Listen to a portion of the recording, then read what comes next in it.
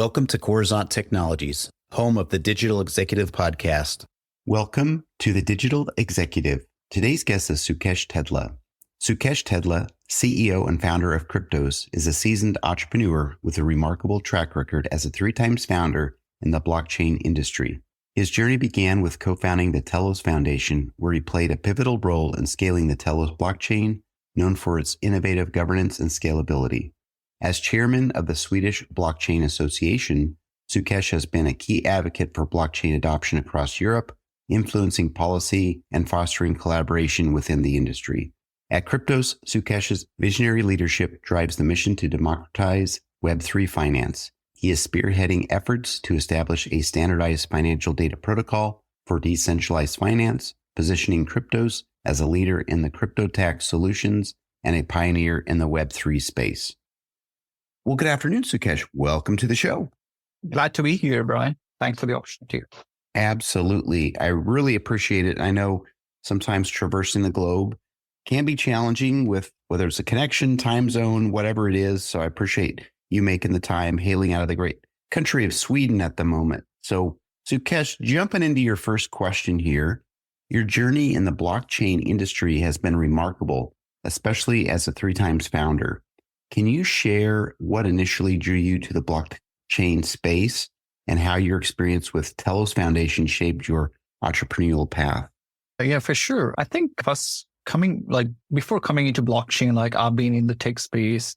I come from a tech background as well with a master's in telecommunication. So being in Sweden, where coming from telecom background, I ended up working at Ericsson. And then with that experience, with the tech experience, that kind of initially got my attention into blockchain and crypto technology, because it's all about the decentralized and the new way of infrastructure for the finances and economy and everything. So that brought me into the space. And soon after, the innovations that's happening back in this is 2016, 2017, the early days of blockchain and Bitcoin becoming mainstream. That's when I actually had the opportunity to be part of these new networks and new blockchain networks that were being created at the time. So that's how I started Telos Network. I was one of the co-founders there. And this was back in 2018. And then after that, we worked on Telos for it's been 6 years now.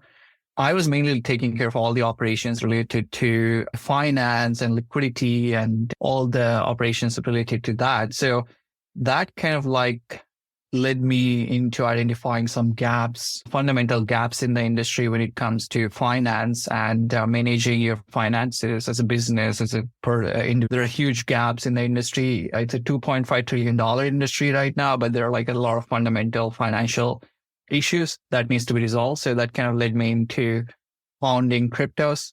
Yeah, more than 2 years back now. And that's kind of my journey so far. Thank you. I appreciate the backstory. Of course, blockchain, I believe, can solve a lot of issues. There's a lot of use cases for that. And if you didn't already know, Sukesh, our publication here is built on Web3 as well. We duplicate our Web2 content to Web3. So love this space, really do love when we get to talk a little bit about blockchain on the podcast. So thank you.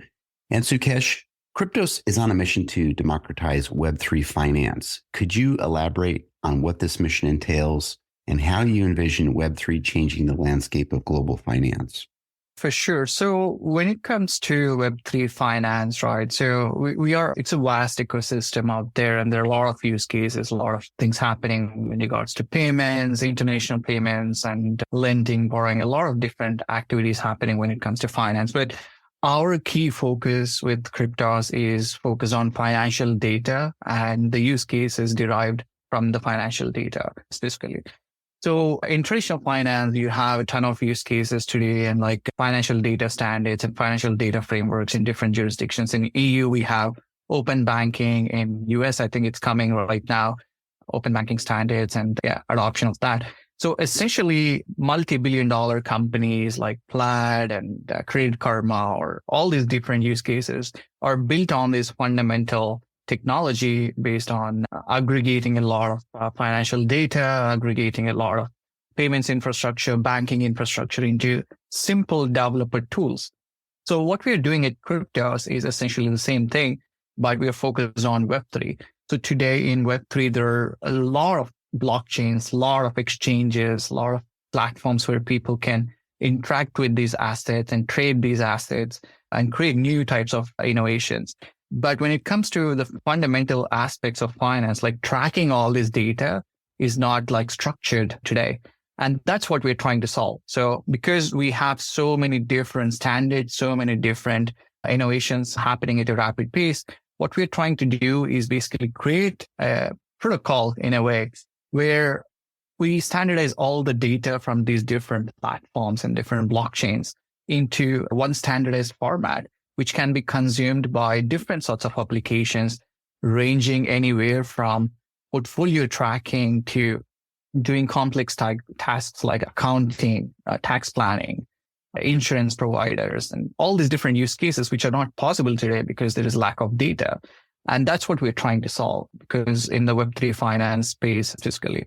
And while doing that, one of the fundamental things we're also addressing by aligning with the ethos of decentralization is that we're basically open sourcing our standards, and we're allowing other developers to build in accordance with this standard and creating a whole ecosystem where users can request new integrations, developers can build integrations, and everyone benefits in the ecosystem at the end of the day with sharing financial data securely and getting different services. So we're creating a whole vibrant Web3 fintech ecosystem in a way.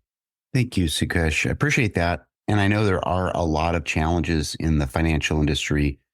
I've had a few guests recently on the podcast talk about some of those challenges. And I'm glad that you're bringing a platform where you can standardize that and also use something that is immutable and something that is reliable and secure. So I appreciate you sharing that.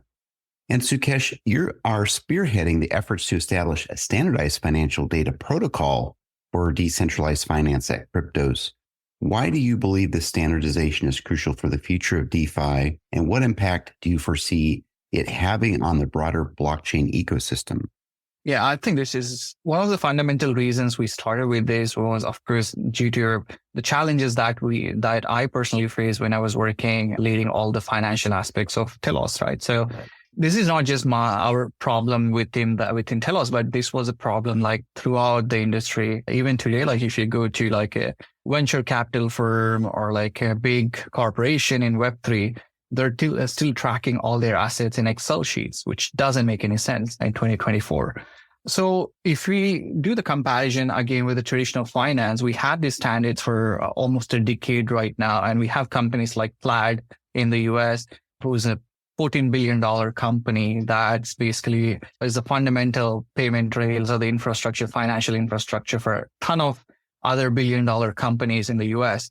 So all of this was possible because of the standardized data that these platforms are offering, like Plaid or Tink. These companies are offering in traditional finance. So with the standardization, like the innovation in fintech, like really took over at a rapid pace.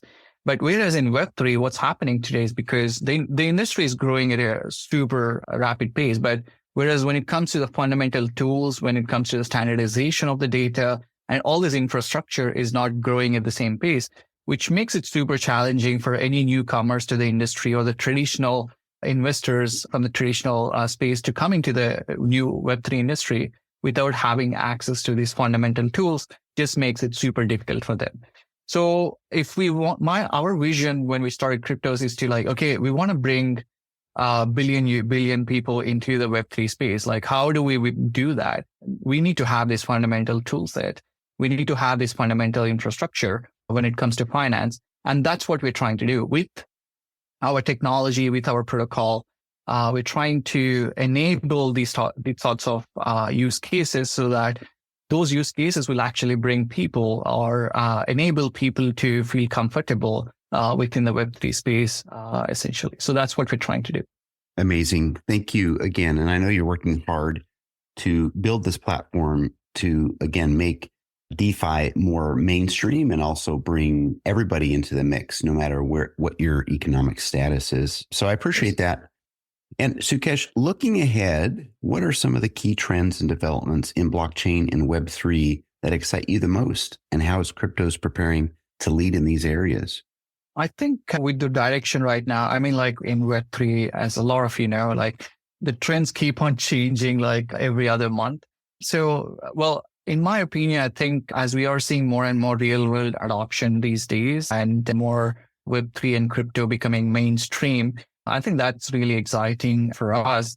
And what we are really excited about personally is like a lot of these real world assets that are being brought onto like on chain and blockchain based infrastructure. I think it's going to improve a lot of efficiencies in the system and eliminate a lot of these not really needed bureaucracies or processes in the traditional systems. So I think that's quite exciting for us to see the direction that the industry is going. And with more and more mainstream brands and reputed organizations coming into the space, I think we will see more of that. And we also see the regulation, is catching up in a way. So I think that's also exciting for us, especially for a business like ours. If it's a much regulated industry, we see more and more adoption, which means more and more people using the standards as well, because regulation and standards kind of like go hand in hand in a way. So it really helps us as well. Thank you. And we are seeing an adoption of that, especially in the regulatory space. There's still some people that are kind of waiting this out, but we do, especially the governments, but we do see some adoption starting. We see some people that are in the regulation space or compliance space or even tax space diving in and helping those that are in there. So I really appreciate all the work and the pioneering that you're doing in this space. I think it's awesome, and more power to DeFi. And Sukesh, it was certainly a pleasure having you on today, and I look forward to speaking with you real soon. Yeah, sounds good. Looking forward to it. Bye for now.